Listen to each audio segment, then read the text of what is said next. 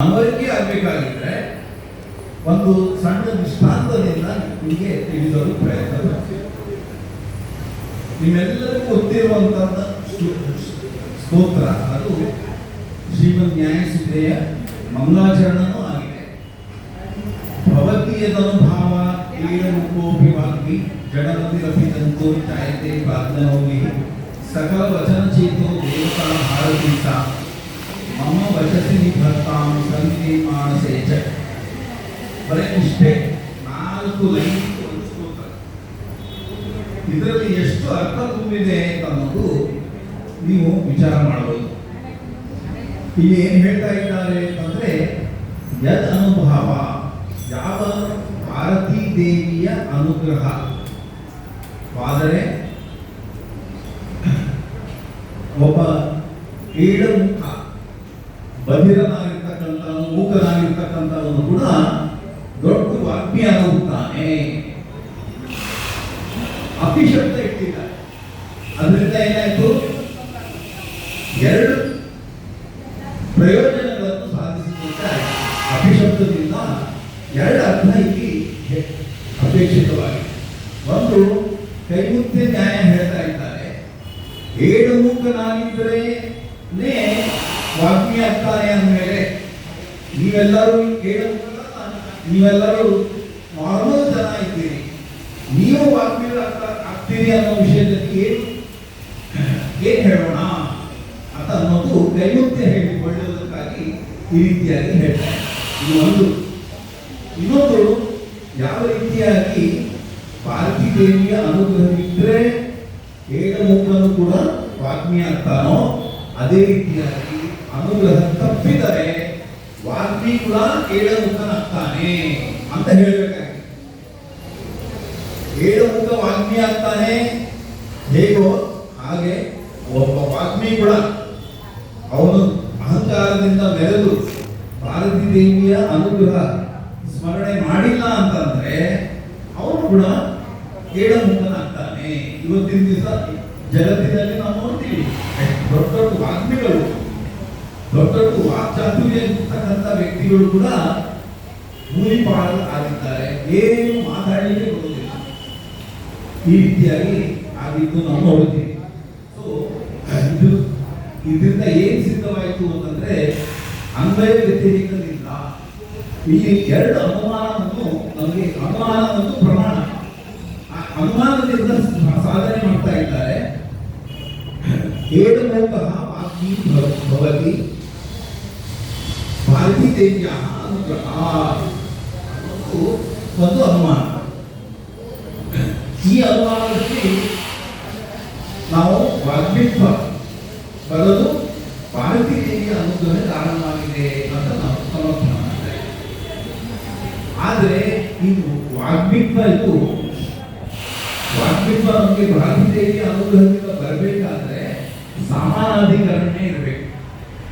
ಸಮಾನಾಧಿಕರಣ ಅನ್ನೋ ಶಬ್ದದ ಅರ್ಥವೇನು ಅಂತಂದ್ರೆ, ಒಂದೇ ಪ್ಲಾಟ್ಫಾರ್ಮ್ ನಲ್ಲಿ ಇದ್ರೆ ಭಾರತೀ ದೇವಿ ಹಾಗೂ ನಮ್ಮ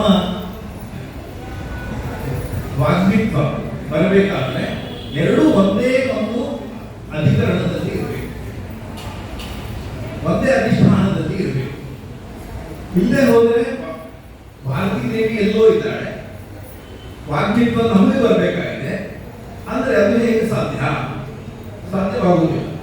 ಅದಕ್ಕಾಗಿ ರಾಯರು ಪ್ರಾರ್ಥನೆ ಮಾಡ್ತಾ ಇದ್ದಾರೆ, ಮಮ ವಚಸಿ ನಿಧತ್ತಾಂ ಸನ್ನಿಧಿ ಅಂತ ಅನ್ನೋದು ಪ್ರಾರ್ಥನೆ ಮಾಡ್ತಾರೆ. ಸಂವಿಧಾನವನ್ನು ನನ್ನ ನಾಲಿಗೆಯ ಮೇಲೆ ಇಡಿ ಅಂತ ಪ್ರಾರ್ಥನೆ ಮಾಡ್ತಾರೆ. ಅದರಿಂದ ಏನಾಯ್ತು, ನಾಲಿಗೆ ಎಂಬ ಅಧಿಷ್ಠಾನದಲ್ಲಿ ಭಾರತೀ ದೇವಿಯೂ ಬಂದು ನಮಗೆ ವಾಗ್ಮಿತ್ವ ಕೂಡ ಅಲ್ಲೇ ಬರಬೇಕಾಗಿದೆ, ನಾಲಿಗೆಯಿಂದಲೇ ಬರಬೇಕಾಗಿದೆ. ಅದರಿಂದಾಗಿ ಸಮಾನಾಧಿಕರಣ ಉಂಟಾಯಿತು. ಹಾಗಾಗಿ ನಮಗೆ ಒಳ್ಳೆ ವಾಗ್ಮಿತ್ವ ಬರೋದು ಸಾಧ್ಯವಾಯಿತು. ಇದೇ ರೀತಿಯಾಗಿ ಇನ್ನೊಂದು ವಿಷಯ ಇಲ್ಲಿ ಹೇಳ್ತಾ ಇದ್ದಾರೆ, ಏನಂದ್ರೆ ಜಡಮತಿರಪಿ ಜಾಯತೆ ಪ್ರಾರ್ಥನೆ ಹೋಗಿ. ಇಲ್ಲಿ ಕೂಡ ಅಪಿಶಬ್ದ ಇಟ್ಟಿದ್ದಾರೆ. ಜಡಮತಿ, ಮಂದಮತಿಯಾಗಿರ್ತಕ್ಕಂಥ ಒಬ್ಬ ವ್ಯಕ್ತಿ ಕೂಡ ಪ್ರಾಜ್ಞ ಮೌಳಿ ಅವನು ಒಳ್ಳೆ ಬುದ್ಧಿವಂತನಾಗ್ತಾನೆ, ಪ್ರಾಜ್ಞರಲ್ಲಿ ಮೌಲಿ ಉತ್ತಮನಾಗ್ತಾನೆ ಅಂತ ಈ ರೀತಿಯಾಗಿ ಹೇಳಿದ. ಅದಾಗಬೇಕಾದ್ರೆ ಭಾರತೀ ದೇವಿಯ ಅನುಗ್ರಹ ಬೇಕು.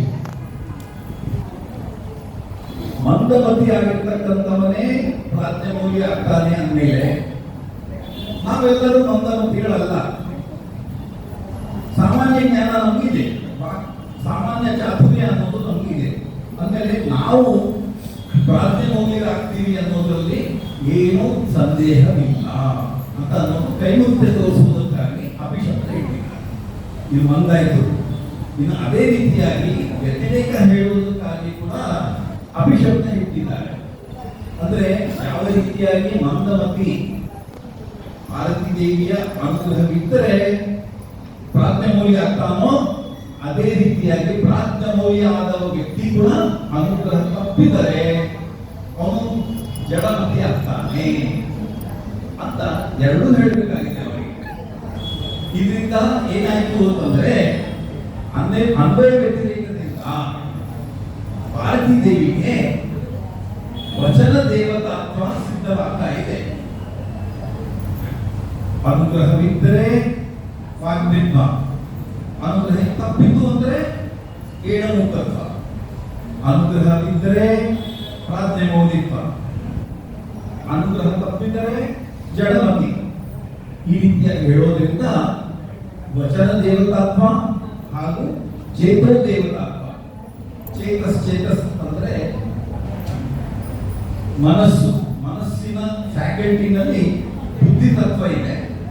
ಆ ಬುದ್ಧಿ ಚಾತುರ್ಯವಾಗಬೇಕಾದ್ರೆ, ಒಳ್ಳೆ ಶ್ರೇಷ್ಠವಾಗಿರ್ತಕ್ಕಂಥ ಮತಿ ಉಳ್ಳ ಕಾರ್ಯವಾಗಬೇಕಾದ್ರೆ ಅಲ್ಲಿ ಭಾರತೀ ದೇವಿಯ ಸನ್ನಿಧಾನ ಇರಬೇಕು.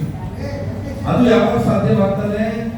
ಭಾರತೀ ದೇವಿ ಮನಸ್ಸಿನಲ್ಲಿ ಇದ್ದರೆ. ಅದಕ್ಕಾಗಿ ಟೀಕಾರಾಯರು ಪ್ರಾರ್ಥನೆ ಮಾಡ್ತಾ ಇದ್ದಾರೆ, ಮನಸ್ಸಿಚ, ನನ್ನ ಮನಸ್ಸಿನಲ್ಲಿ ಕೂಡ ನಿಮ್ಮ ಸನ್ನಿಧಾನ ಇಡಲಿ ಎಂಬುದಾಗಿ ಪ್ರಾರ್ಥನೆ ಮಾಡ್ತೇವೆ. ಈ ರೀತಿಯಿಂದ ನನ್ನ ನಾಲಿಗೆಯ ಮೇಲೆ ನಿಮ್ಮ ಸನ್ನಿಧಾನ ಇಡೋದ್ರಿಂದ ನಾನು ವಾಗ್ಮಿ ಆಗ್ತೀನಿ. ನನ್ನ ಮನಸ್ಸಿನಲ್ಲಿ ನಿಮ್ಮ ಸನ್ನಿಧಾನ ಇಡೋದ್ರಿಂದ ನಾನು ಒಳ್ಳೆ ಪ್ರಾಜ್ಞಮೌಲ್ಯ ಆಗ್ತೀನಿ. ಈ ರೀತಿಯಾಗಿ ಎರಡು ಕೆಲಸ ಆಗಬೇಕಾಗಿದೆ. ವಚನ ದೇವತಾತ್ವ ಭಾರತೀ ದೇವಿ, ಚೇತೋ ದೇವತಾತ್ವ ಕೂಡ ಭಾರತೀ ದೇವಿಗೆ ಇದೆ ಅಂತ ಈ ರೀತಿಯಾಗಿ ಅನೇಕ ವಿಚಾರಗಳು ಒಂದೇ ಶ್ಲೋಕದಲ್ಲಿ ತುಂಬಿದೆ. ಅದಕ್ಕಾಗಿ ಅದು ಗಂಗಾ ನದಿಯ ಪ್ರವಾಹ ಇದ್ದಂತೆ ರಭಸ ಅದಕ್ಕೆ ಪಡೆದಿದೆ. ಈ ರೀತಿಯಾಗಿ ಯಾವ ಭಾರತೀ ದೇವಿಯ ಅನುಗ್ರಹದಿಂದ ಟೀಕಾರಾಯರು ವಾಗ್ಮಿಗಳಾಗಿದ್ದಾರೋ ಹಾಗೂ ಪ್ರಾಜ್ಞಮೌಲಿಗಳಾಗಿದ್ದಾರೋ ಅಂತಹ ಒಂದು ನಮ್ಮ ಯೋಗ್ಯತಾ ತಕ್ಕಂತೆ ಕಿಂಚಿತ್ ಪ್ರಾಜ್ಞಿತ್ವ ಹಾಗೂ ಕಿಂಚಿತ್